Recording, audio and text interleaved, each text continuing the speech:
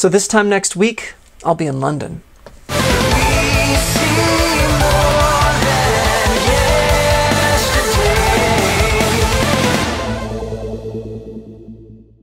I wanted to make a video here pretty soon talking about the different things that I have going on when it comes to some of the creative process of music and stuff that is being worked on at the moment. But for right now, I want to talk about this trip coming up, partially because I'm excited about it and also because a really, really cool video I'm sure is going to come out of it that you all will see. So this trip is half for work and the other half of it is for me. I'm staying a few days extra and I'll talk about why that's really cool to me here soon, but I've been doing a lot of prep work. I don't know if you've ever traveled internationally and had to think about things like your passport and power converters, but I've been getting these because, you know, for the time that I'm there for work, I'm there to film, I've got to charge batteries.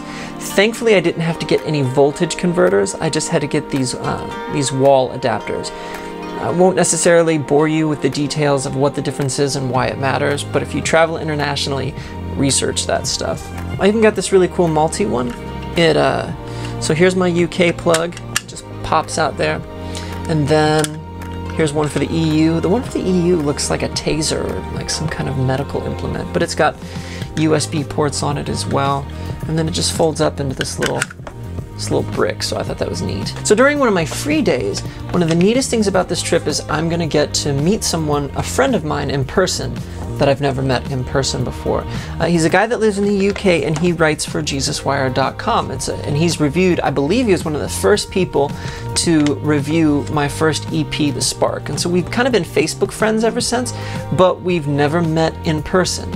And we're gonna spend about a half day together. I messaged him saying, you know, hey man, all I know is that you're from the UK. I don't know what part of the country you're from, so this may not even be in your wheelhouse, but if it is, what's good in London? You know, what's good to do? And it turns out he's right within driving distance of there. So that's really cool. We're gonna hang out. But one thing I kind of had to complain to him about was the size of British pounds.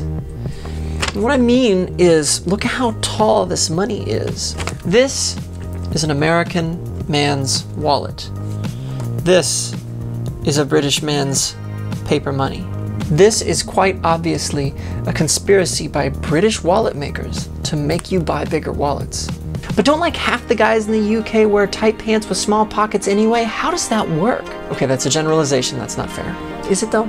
So I'm really looking forward to this trip because you know, growing up, I always wanted to travel a lot, and I knew that I would. I always had faith that I would, you know, for all kinds of things, for music, for ministry, for acting, for all the kinds of different endeavors and things that I'm involved with. But there was a time in recent memory where I didn't really know how all that was going to happen, or at least get started. And we did travel, and we really enjoyed doing that together. We went to a yearly church conference together.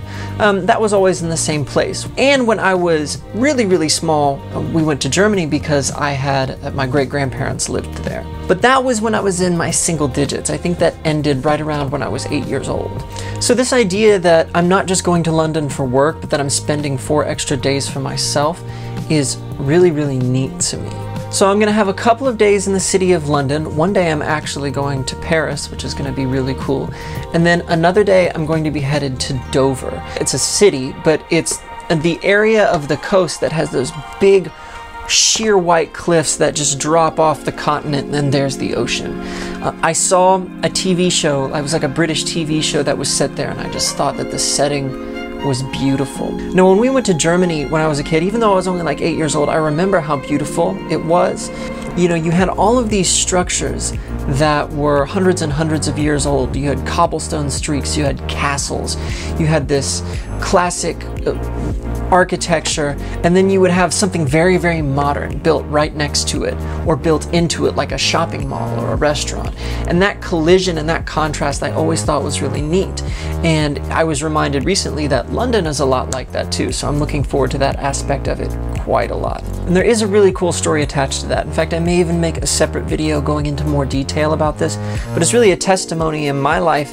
When I got out of grad school, right, I had been a music major as an undergrad, and then I went into grad school doing business and communications, which was weird. I'm surrounded by all these people who had actually majored in what they were going to grad school for, and I had to stay focused to get through that. Then I got out and I spent months seemingly jobless, and I'm really condensing this story. But I had student loans coming up and I couldn't even get a job, like a part-time job as a bank teller.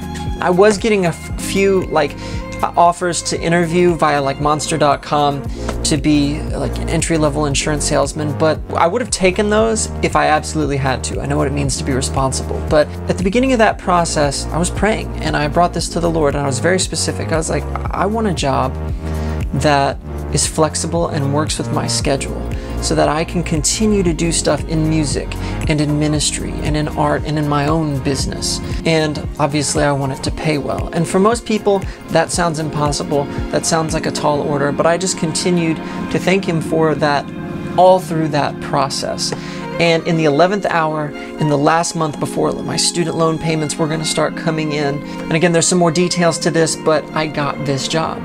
This job was all those things I asked for. The pay wasn't, where I wanted it to be right when I started, and that's gotten a lot better over time, by the way. But when I took the job, I didn't know there would be any travel involved, and according to the job description, there wasn't. I was supposed to be a social media manager, not a guy making videos and traveling to do that. That just became part of the job because it was a skill set that I brought to the table. Because another thing that I have is I've had this list of places that I wanted to travel. Just in the past couple of years, I've crossed off a significant number of those places. This is a list that I made before I got this job, and I didn't know how I was going to get there. So I just want to thank God for that. So to wrap it all up, I'm really looking forward to making a cool video for YouTube. I'm looking forward to sharing some of this stuff with you. And I'm thinking about in the future starting to do a little bit more live streaming type stuff. Maybe not necessarily on YouTube, it might be on Facebook, whether it's Q&As about music videos or talking about different subjects, maybe talking about Spotify playlisting or something like that. I've just kind of been thinking about those sorts of things. But that's it for now. Remember to subscribe, and until next time, I love you. Jesus loves you. Onward and upward.